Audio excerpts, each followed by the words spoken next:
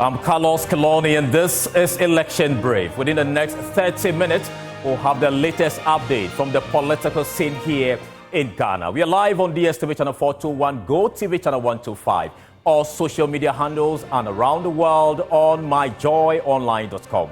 Election Headquarters is brought to you by Petrosol, your clean fuel for full quantity, Chartered Institute of Management Accountants, and the American Institute of Certified Public Accountant, together as the Association of International Certified Professional Accountants and German Ozone Medical Center, Alternative Therapy, Dental Wellness and Beauty. Election Headquarters for an informed electorate. We'll be right back.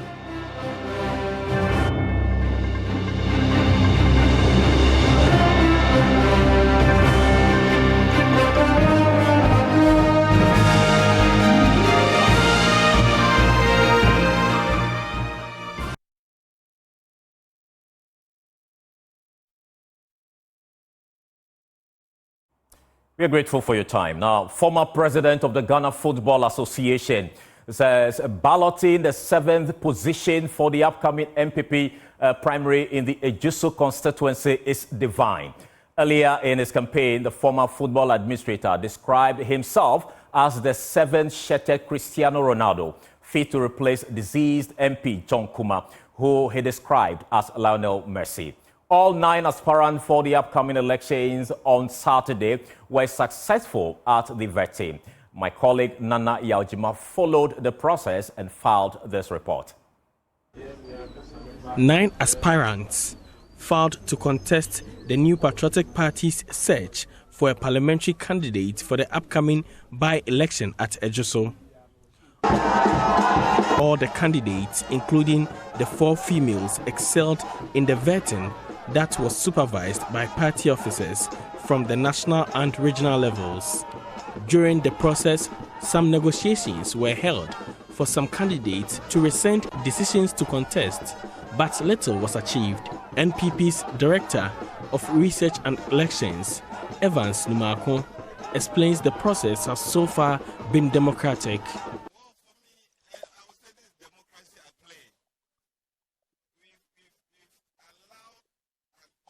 Exercise so that nobody will impute an idea of imposition of any candidate on the constituents. Mind you, we are not in normal times. We've lost our dear brother, and we should rather undertake an exercise that will be befitting, that will appease his soul. Following the balloting, all 9 aspirants believe they are on course to winning the election, ascribing meanings to the positions on the ballot paper. Second Vice Chairman for the Ejusu constituency, Kpone Katamanso, will be first on the ballot paper. The significance of numbers is anything to go by, then it will mean that I've already won the elections because I picked 1. And I think that is also quite profound. Looking at the work I have done. Dr. Evans Dia, who will show second on the paper, links this to the former MP John Kuma, who he believes will remain the number 1 option for the constituency. I was playing number 2 to Dr. Kpone Kuma. And today, His Excellency Dr. Mahmoud Bawumia was also number 2. I think we all know what number 2 means from the 2 names that I've mentioned. It's simply a 2-sure number that signifies that we are going to win this election. Interestingly, Clansman Kakari Mensah links his 3rd position to the performance of former Black Stars striker Asamoah Gyan. You know the Asamoah Gyan, you know Baby Jet, and you know how he strike hard for Ghana. And I've also been in football before, and I'm very good in scoring. So getting number 3 now, I know how to do the machinations of passing to get the goal. For the presiding member of Ejusu Municipal Assembly, Helena Mensah, the positioning does little to the advantage of the candidates. And me, I'm okay with the numbers. Every number is a lucky number. So I don't, it's okay. You started from the men, 1, 2, 3, 4. I'm the first person, a lady, number 4. So that one, they can leave the men, the 3 men, and come to number 4 and vote for me. The 5th attempt, being made by Abena Pokia Amoabuaite, reflected at her 5th position. Another female candidate, Portia Bafo Abronye, steps into the 6th position. Probably the most popular among the candidates, Kwesi Nyantakyi thinks picking his favorite 7th position is divine. I submitted a form that I was the Cristiano Ronaldo of Ejiso, and God has perfected it by ensuring that I picked number 7. Any football fan anywhere in the world knows that the trademark for Cristiano Ronaldo is number 7. And so the number 7 jersey number I took represents my brilliance, eloquence, hard work and excellence in football as we transfer it to politics. Aaron Prince Bia is claiming to be the one restoring love to the party with the 8th position. Number 8, what it means is love. So we've lost the love for the party. So Honorable Aaron is bringing the love for MPP. Those who have departed, they are all coming back because of the love I'm bringing. Mameya Abuaje, to some supporters, will be easily located as the last candidate on the ballot paper.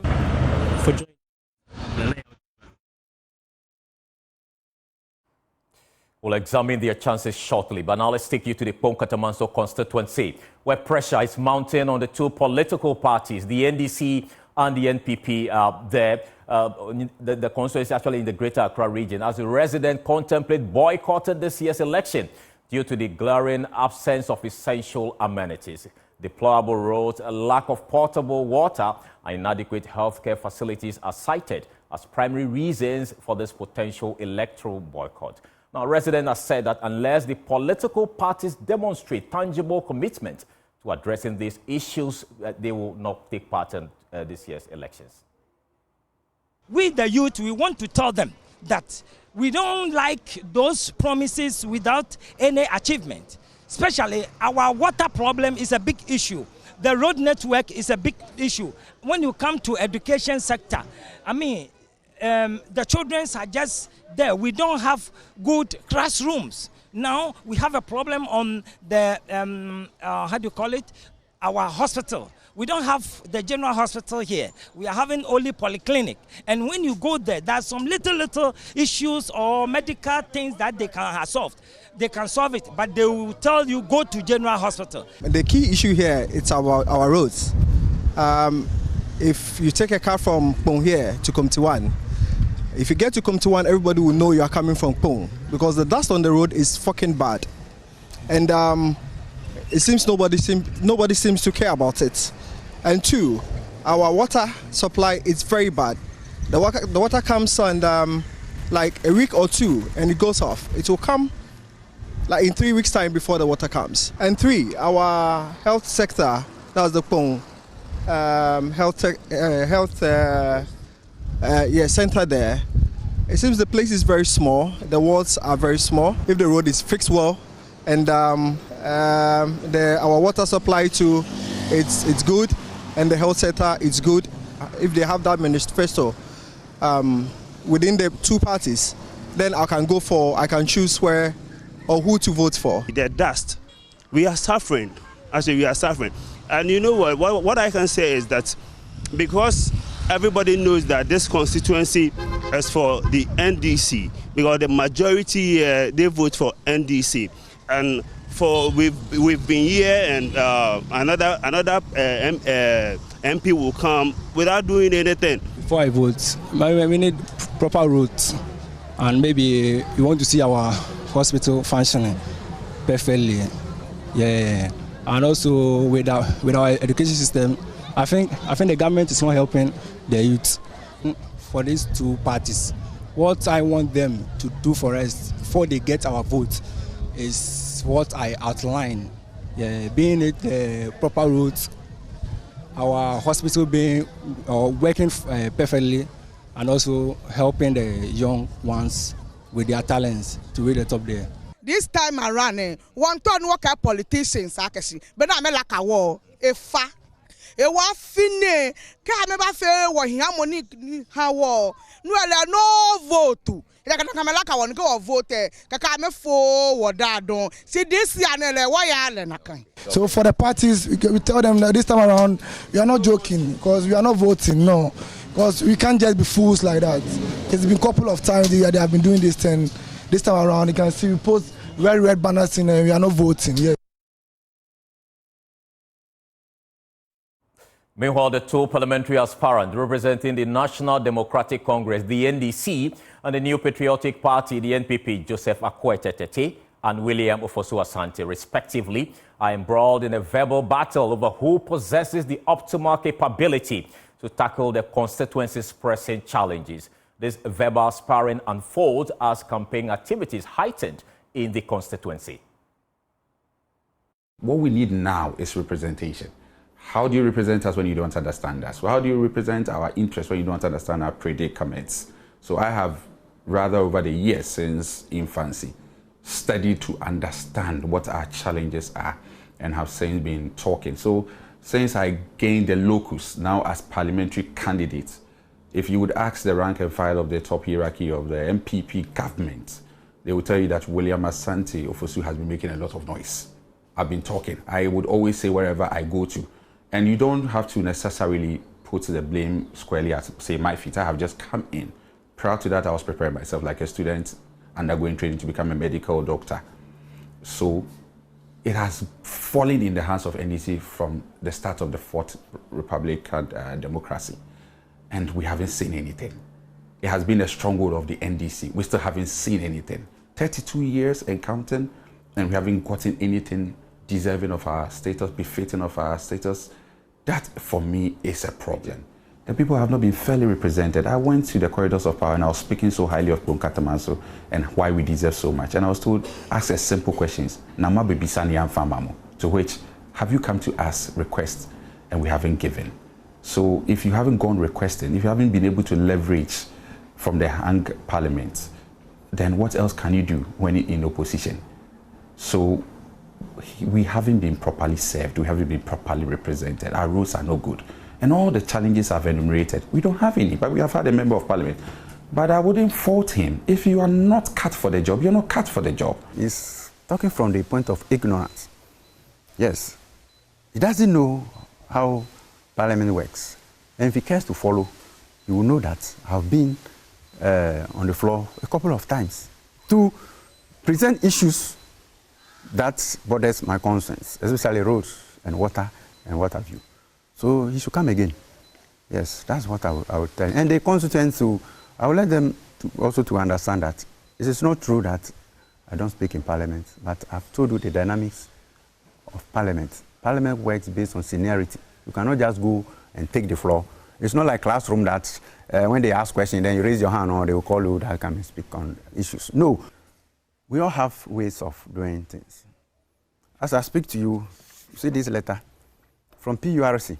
I'll be able to lobby boreholes for my constituents.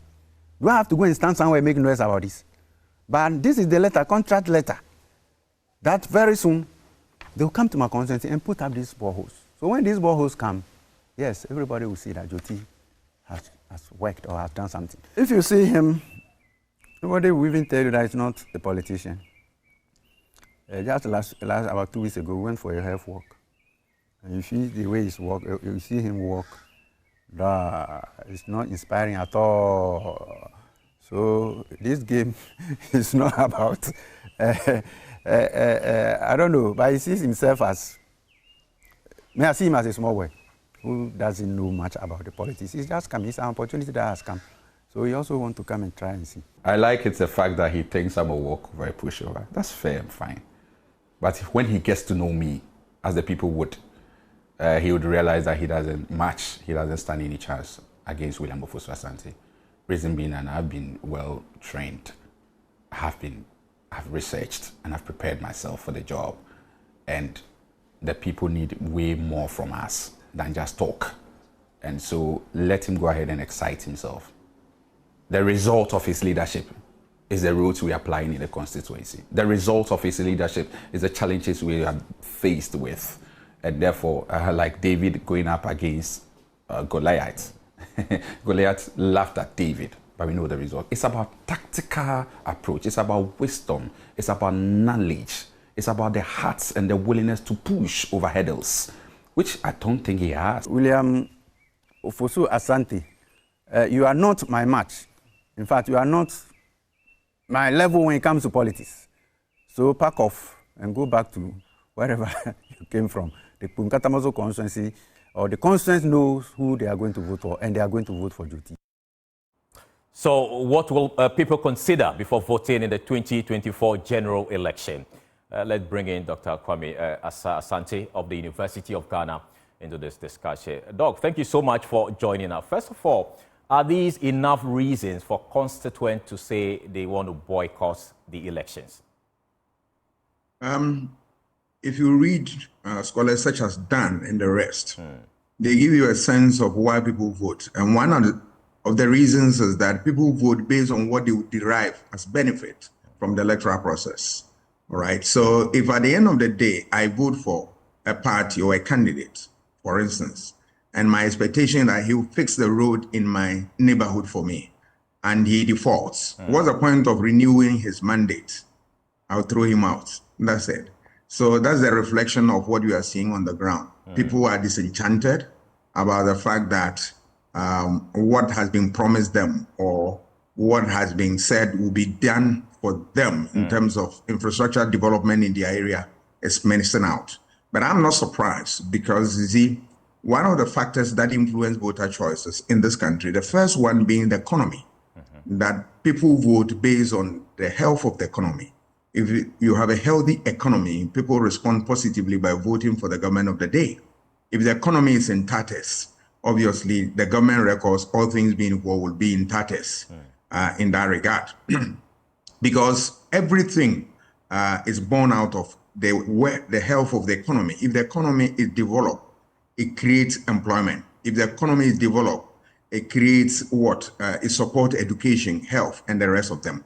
The second variable, apart from the economy, is infrastructure development. And I'm not surprised it has come to the fore in Kpone Katamanso constituency, where people believe that they have been shortchanged in terms of infrastructure development. The point must be made that it is a function of how healthy the economy is. The government is not able to get resources to develop the place.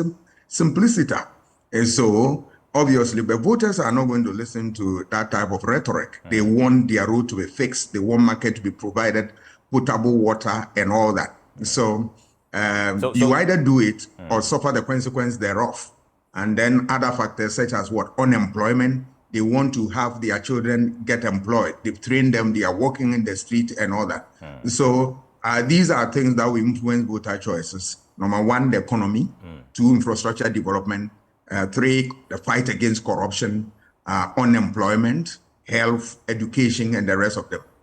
All right. But I must also add that there are what we call constituency-specific issues that will also come to take precedence sometime over some of these things, simply because each constituency has its own problems, and they vent those grievances out, and then one politician to respond positively. If they are not able to do that, they punish them for it. So that's the situation we have on now. Okay, before I proceed with other questions, I want to find out from you. There are a lot of the constituency, the Kpone Katamanso constituency, who believe that the challenge they have is due to the large nature of the constituency. It's one of the biggest constituencies in terms of population, in terms of land size. And so they are calling for the constituency to be divided. From where you sit, is that call in the right direction? Oh, as for calls, everything is possible under the umbrella of democracy. You can call. But as to whether it makes also a sense, politically, it's another thing. But from time to time, the Electoral Commission look at some of these concerns, and if the need is to what, break them into two or three or split them, if that's the case, they do that. So yes, they can make a call, but the technical officers will look at it whether their call is worth considering. If not, they throw it away. But if it's worth considering, they look at it and then they divide it. But that aside, irrespective of the size of the constituency and all that, people must be given what is needed to be able to live meaningful lives. So it doesn't matter whether the constituency is the largest. It means that resources must go into the development of that constituency for people to feel a sense of entitlement within their own state. And if that is missing, it also goes as a political cost against who is responsible for making it work. All right. So we've been hearing of this voter apathy across the country constituency where constituents are claiming not to vote in these upcoming elections. How is this likely to affect the two parties, and what do they need to do to position themselves to attract this vote? Voter apathy are born out of frustrations, disenchantment, and the rest of them. And so if you want to cure this, you need to do what the people are asking you to do. Take, for instance, if they want roads to be fixed in their area, do that, and there will not be apathy. Because what is the purpose of me going to queue to vote for somebody who will not serve my interest? If my interest is served, then I have a renewed energy to renew your mandate or give you a mandate. So that is what it is. Parties, if they really want to ginger people into voting, first of all, the promise they've given them, they should deliver. Two, they must also be what? Faithful. In other words, we are saying that be plain, be truthful about the situation on the ground. And sometimes they deceive them into believing that, oh, we are doing A, meanwhile there's nothing being done. The language of politicians, everything is in a pipeline. We don't know the content of that pipeline, how long it is and all that. Deception and manipulation doesn't work. Be what? You administer with honesty and what? A point of truth. That's it. And above all, you should be able to make sure that people means of livelihoods are not taken away from them. The essence of governance is to make use of material and human resource to make life better for people. So if at the end of the day, people gauge their life vis-a-vis what the government is supposed to do and they are not getting out, common sense demands that they have to throw the government away and replace the one that will serve their interests, pure and simple. Thank you so much, Dr. Sasante, for your time. We are so grateful. Now, away from that, market women at the Kaneshie market share with Joy News what will inform their decision to vote in this year's election. While some say they have changed their minds on whom they will vote for, others say they will still vote for the current government. Now, candidate now, Omabana, Afafran, so far, so good. This year, Oba Kroma, Okofi Kronya Kanko.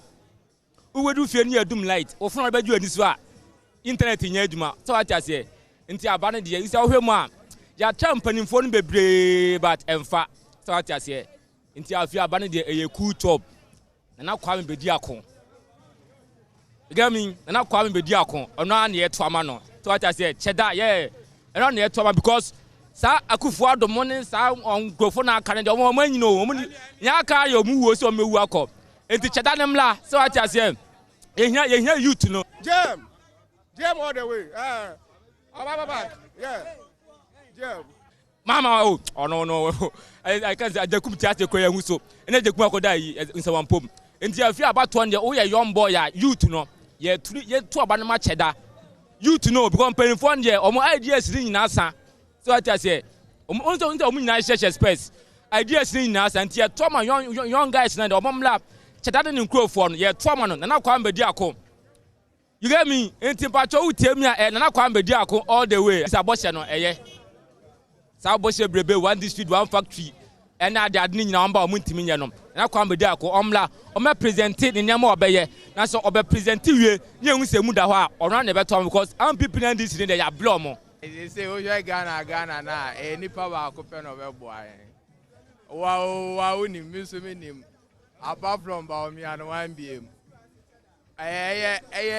kasa bi na no ka na obi o se o de po ba Kumasi no o se den forget it Baumia say who feel crowd utimi no obi abo adede de cheda o de po kokum na mama no crowd ene o de ko ede o Kumasi epo o de po Kumasi no argument simple another argument SHS kama obi akobi aye free challenge emba challenge dey bi aba officer ya beden aba ya obenya MPP na neko say near that board yen kan chilo ekuya don ko wa no mama omunya nkoda